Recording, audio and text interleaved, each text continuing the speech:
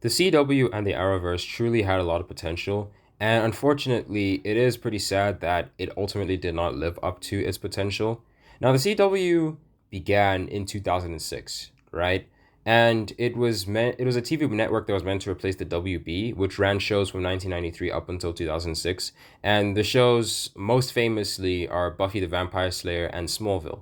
There were other shows here and there as well. Supernatural, Everybody Hates Chris started their run on the WB towards the end of its existence. And then the CW came and all those shows got moved over to the CW from the WB.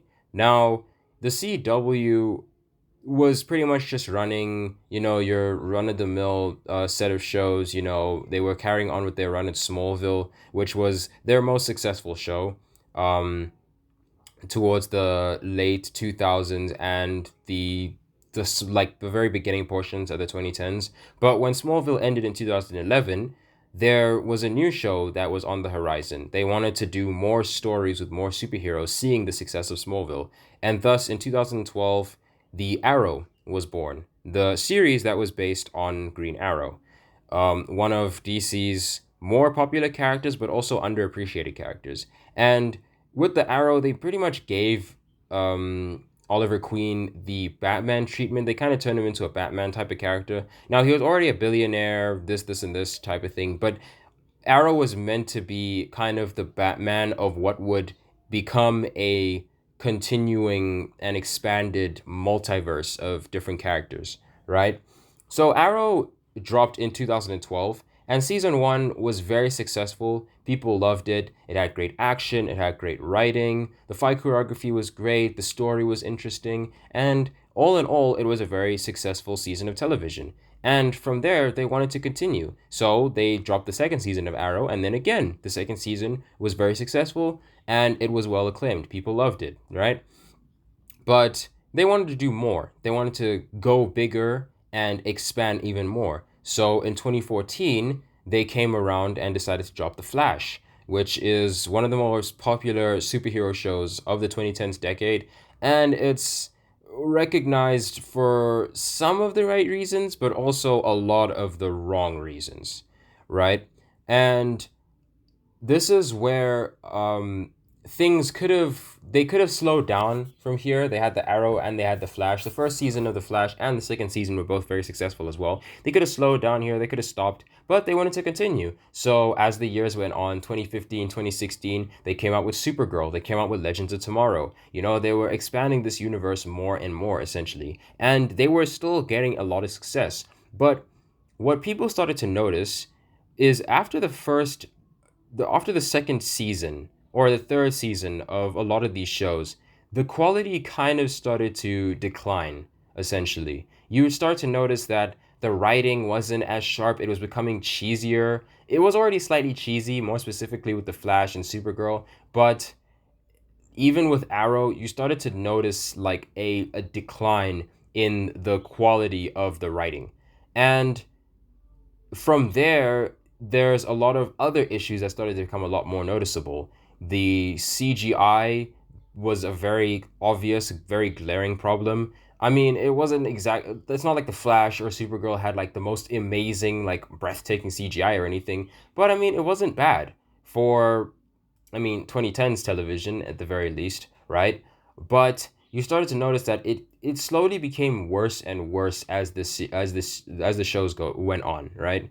And unfortunately, the declining quality of these shows didn't really stop the CW from creating more and more shows to tie into this universe, because then we started getting Batwoman and Black Lightning and all these other shows that kind of tied into the CW and this expanded, I guess Arrowverse as it is called, right?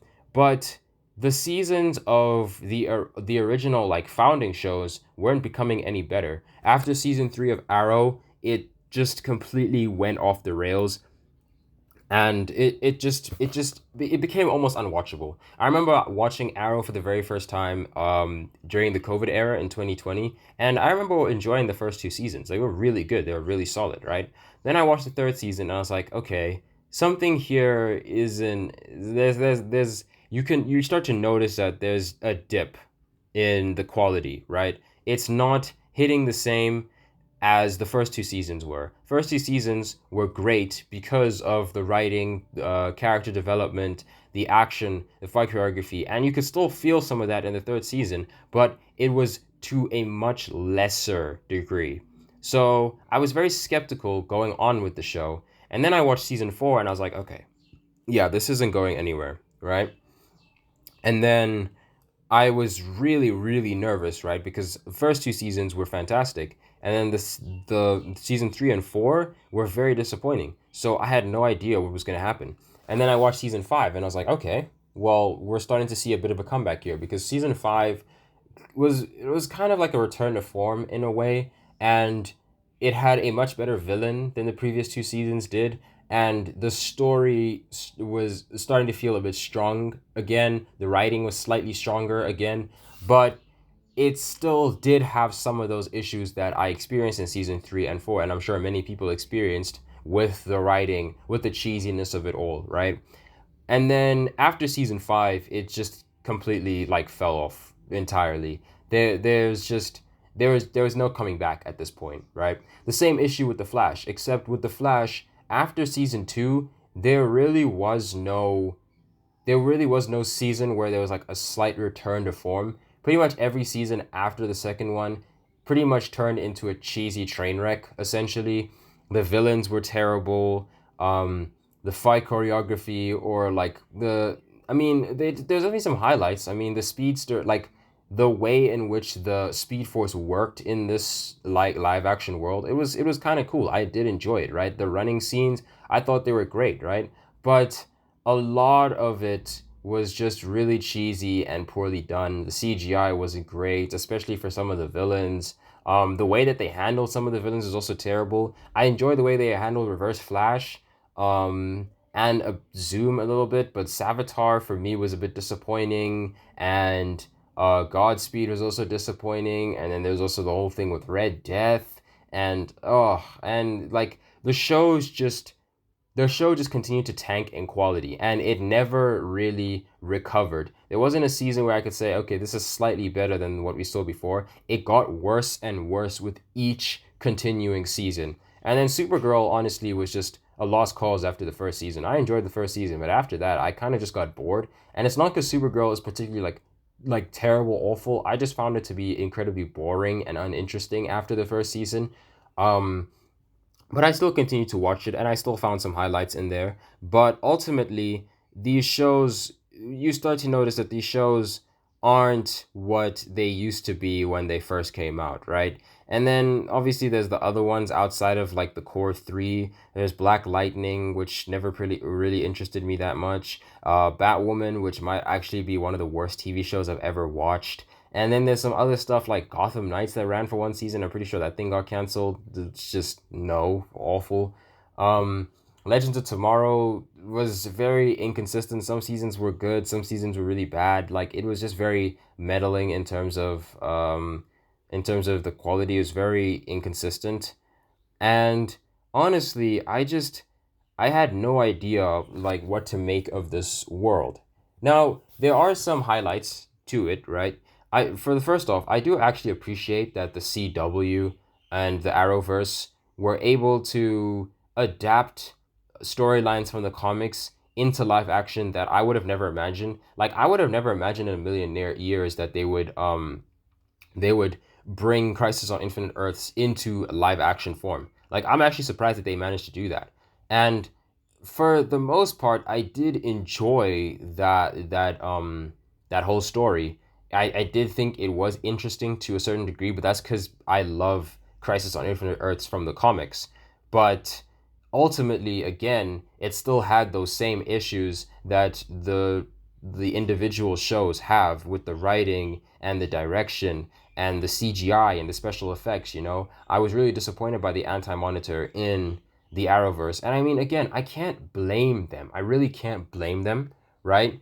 Because they're working on a TV show budget, right? And TV shows don't have the same like budget that movies do, obviously, because movies make millions and millions more dollars than TV shows do. But I mean, There's so many shows at the same time that are able to pull this kind of stuff off. They are able to give us like good, really great like CGI and special effects. So for me, I was really hoping that considering how much money this company has, I thought they'd be able to do more. But unfortunately, they've kind of just spent their budget on other things rather than focusing on making sure that the visual presentation of their films, I mean, of their TV shows is actually good. And it's really just disappointing. It really is just disappointing. But another positive, I guess I could say about the Arrowverse is we got Superman and Lois. And Superman and Lois is genuinely one of the best superhero shows to be released in, like, honestly, the 21st century. It's one of the better superhero shows that I've ever watched. And I got recommended to it by a friend from school, and she loves the show, and I thought I'd give it a try, and I ended up loving it. It was amazing. And I think that Superman and Lois was proof that the Arrowverse could have worked just as well as Superman and Lois did as its own show if they took as much care and consideration into the other shows that they did, Superman and Lois, then it could have ultimately ended up proving to be one of the best like expanded superhero universes ever, right? It could have even it could have even rivaled Marvel, essentially, right? It could have, it really could have. But unfortunately, if you look at it, if you really start to analyze things, right, Marvel might actually have the better TV show catalog if we're being real. Like Marvel gets dragged a lot for not having very good comic books. I mean, they have great comic books obviously, right? But people say that DC's comics are better, they say DC's games are better, that Marvel's only claim to fame is their live action movies, right? Which is a really like it's a really stupid argument because there's a lot of quality to be found outside of Marvel's comics and their movies, right? They've got a lot of quality games, especially in the Lego, like if we're talking the Lego games, right? They have a lot of quality in their animated shows. Even though they don't do animation as often as DC does, there's still a lot of quality animation in there. I'd argue that Spectacular Spider-Man is one of the best superhero animated shows of all time, and is probably even better than most of DC's superhero animated shows, right?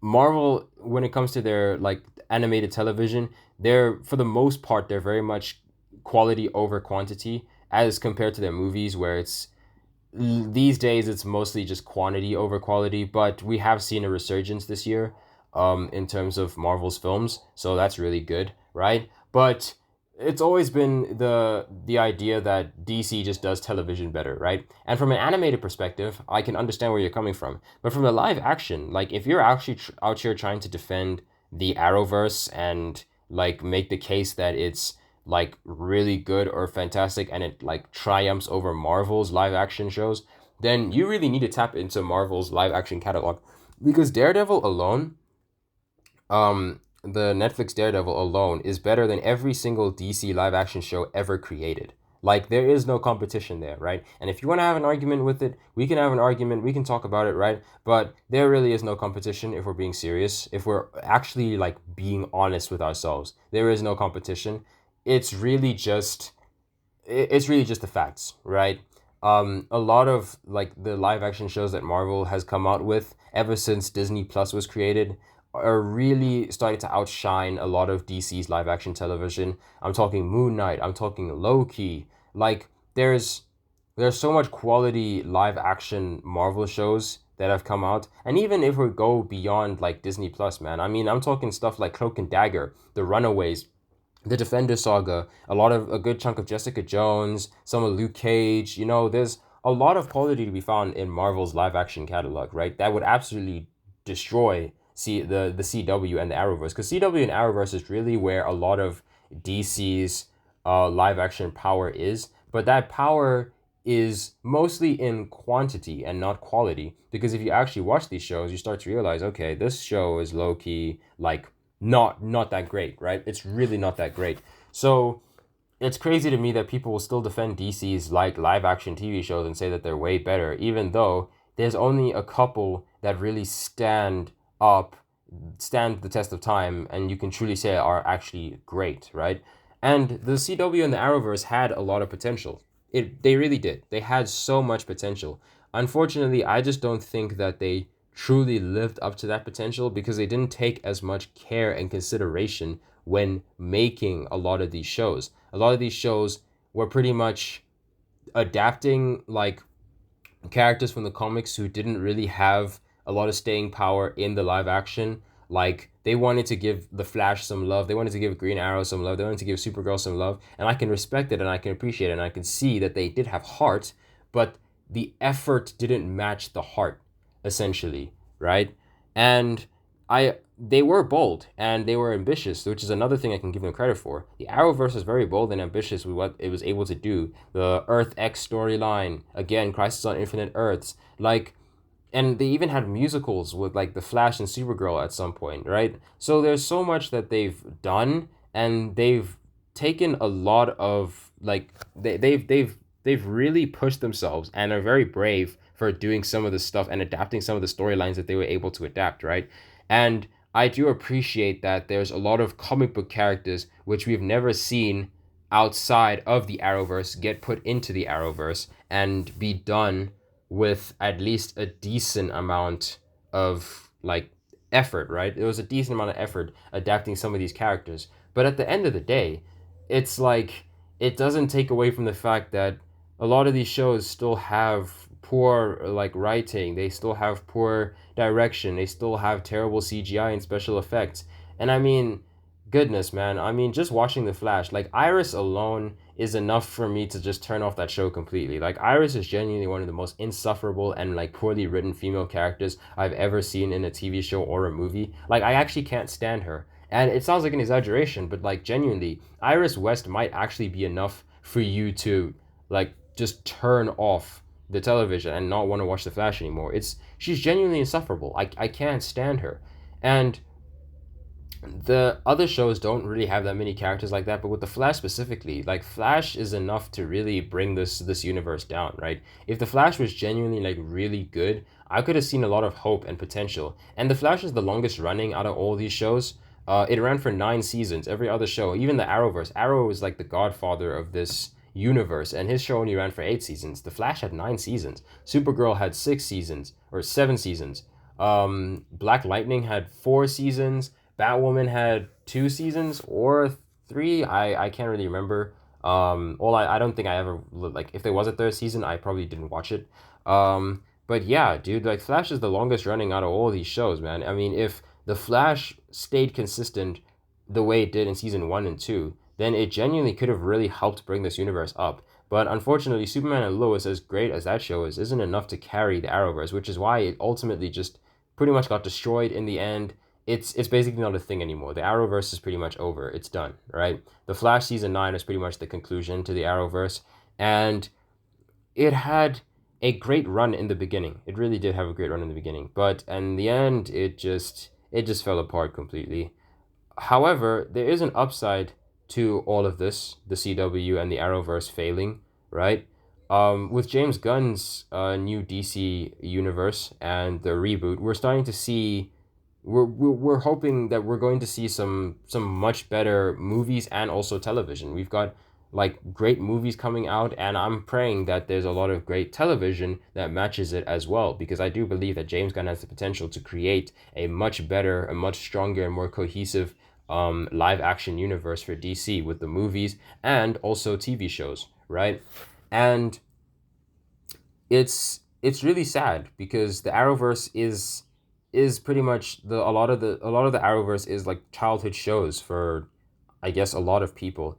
Much less for me, but more so for a lot of other people. And it's difficult to talk about this because I'm pretty much just like crushing the childhoods of some people.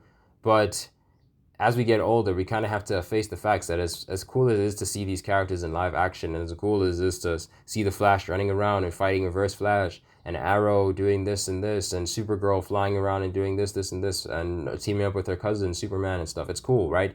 But you start to look at things from a much more mature lens, from a filmmaking lens, from a writing perspective, and you start to see that these shows really just don't hold up the way that they did when we were much younger, when we were 11, 12, 13. Like they just don't hold up the same as they did, right?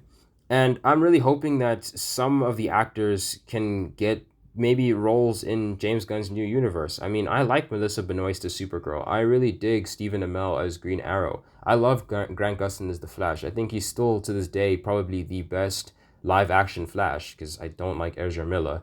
But um, genuinely, I really hope that some of these actors get more roles in James Gunn's new DC universe, right? I really do hope so because they're great actors and they took on very good roles. It's just that the shows that they were placed into just didn't stay consistent in many different aspects for them to have any staying power or to remain at a high quality level. And I think that's ultimately why the Arrowverse pretty much got axed because pretty much I don't think many people were watching these shows anymore. It was becoming tired and dried out. And especially towards the end where they were like doing Gotham Knights and like the second season of Batwoman, like it just became clear that these shows they're not going anywhere and it's pretty much over. Once Arrow died, um, at the end of Crisis, it was pretty much done. It was pretty much over. There was no way that they could have came back. They really couldn't have come back, honestly. And I just wish things turned out a lot better than they actually did. Because I mean I've been saying it, I've said it a million times at this point. This universe had a lot of potential. It really had a lot of potential to rival some of the best like expanded cinematic universes even. Like it could have even transcended television. They could have done some movies with these characters and these specific actors in these specific roles. But unfortunately, it didn't pan out the way that I guess most of us would have wanted. We would have wanted to see a lot more of them. And I mean, yeah, multiple seasons of television is plenty, but still, I mean, it wasn't exactly a good multiple seasons of television. So, yeah, that's that's really just sad, honestly. I really wish that that James Gunn tries not to uh like lean too much into what the Arrowverse did because it came off as very cheesy and kind of like too cheesy and too campy.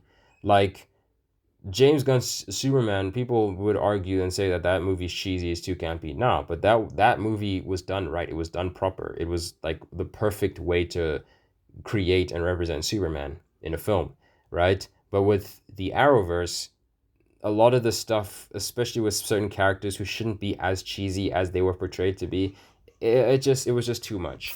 So yeah, I'm thinking that that is going to be it for this video.